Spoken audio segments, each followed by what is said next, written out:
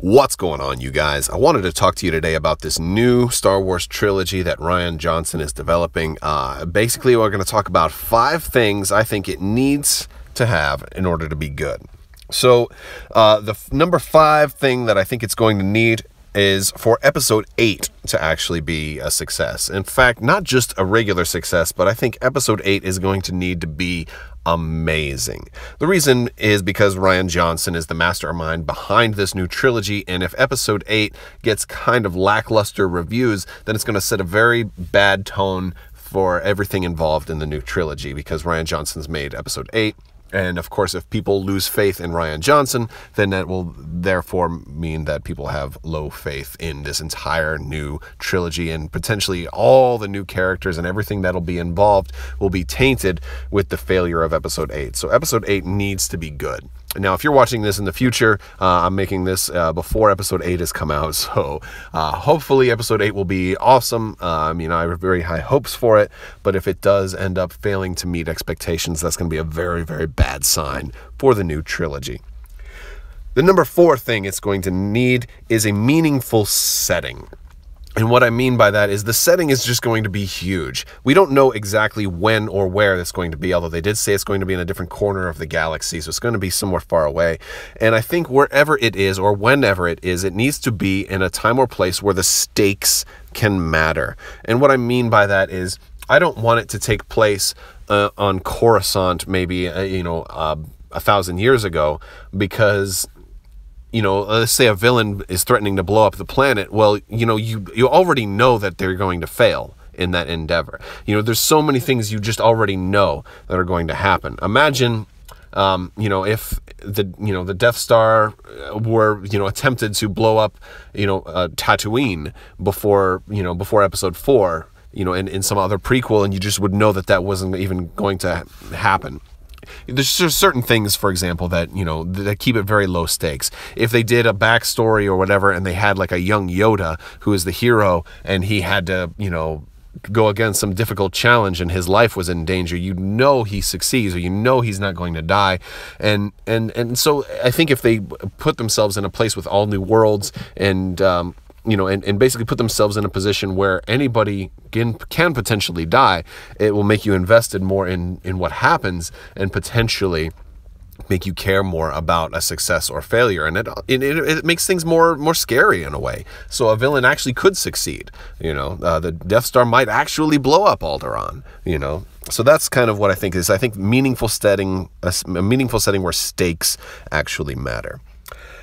The number 3 thing I think it's going to need to have is a connection to the audience. So when they start this new trailer, or the new trailers for whatever this new trilogy is going to be, I think we have to have some anchor point to the existing Star Wars universe. It doesn't have to have a lot of it, but it has to have an anchor point. If they were to say, okay, this is going to take place with Bob Jones and Sherry Goodworth and Philip Smith, and they're all going to just be on another world and, fighting crime on a backwater planet in a different corner of the galaxy. Well, is it even Star Wars then? Is it just a generic sci-fi in the first place?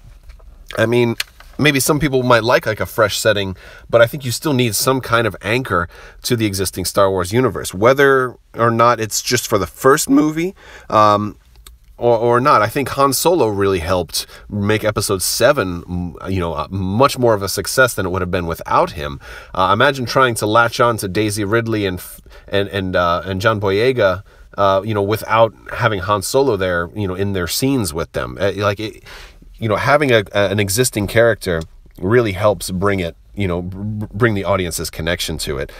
So I think having one or more characters involved, and they don't have to necessarily be the huge characters that we're used to. It might be Poe and Finn and Rey, or it might not be. Maybe it'll be something else. Maybe it'll be Thrawn. And that would be great. I would love that. I think Thrawn is actually a perfect choice. But yes, we're going to need some type of connection to make us get emotionally invested in these new characters and these new worlds. The number 2 thing I think we're going to need is touches from the Legends or EU universe. I think we're going to definitely need some things, some fan service in these movies from the Legends universe. This is actually a perfect time to bring some of those things back, because they don't necessarily just want to bring everything back all at once. They wanted to wait for the right times, and they wanted to wait for a reason. Well, this is a great reason to give the fans a fan service without it having to have some kind of domino effect into the Skywalker saga. Wouldn't you love to see, if it is about Thrawn, wouldn't you love to see some Chiss clawcraft show up? It would make perfect sense, especially if the Empire doesn't make Defenders and then Thrawn takes his design back to the Chiss. Wouldn't you love to see Talon Card and his action transport, the Wild Card, show up? There's so many different things that we could have show up from the EU into a separate story that would just be a great fan service. And the number one thing is the Force. It's got to have the Force. The Force is not exclusive to the Skywalker family. It's not exclusive to the Skywalker saga. So the Force needs to be there. Even if this movie happens to not, we don't know if it's going to focus on Jedi or not, or if it'll have lightsabers at all. Although I think that would be great. I do enjoy seeing lightsabers. It's also understanding that you can have a successful Star Wars movie that isn't full of Jedi. Look at Rogue One. Rogue One did great.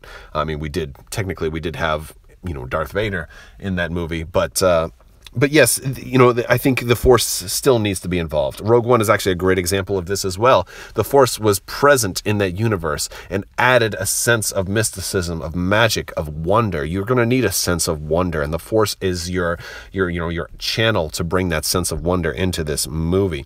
And it also helps guide destiny. Like the Star Wars universe, that's what makes it the Star Wars universe, is the Force. So if they try to focus on, let's say, just the criminal underworld, and it deals with like politics and backwater deals, and some street rats trying to stay alive, then it, and it doesn't have the Force, then I don't think it's going to feel like Star Wars, and I think it will fail. So that's my top 5, guys. I'd like to hear what you think this new trilogy is going to need. Do you agree with my list? If not, let me know in the comments below. If you like this video, please give it a thumbs up, and tell me what you think in the comments below as well. If you haven't already, make sure you're a subscriber. Click the little bell for alerts, because I am having a giveaway. Announcing that the weekend after Thanksgiving, the winners. So make sure you stay tuned for that. Check out Crabbok.com. We have a painting contest going on there as well. But the only thing you need to do to enter the giveaway is be a subscriber and leave a comment on this or one of my videos. So thank you guys so much for watching, and have a great day.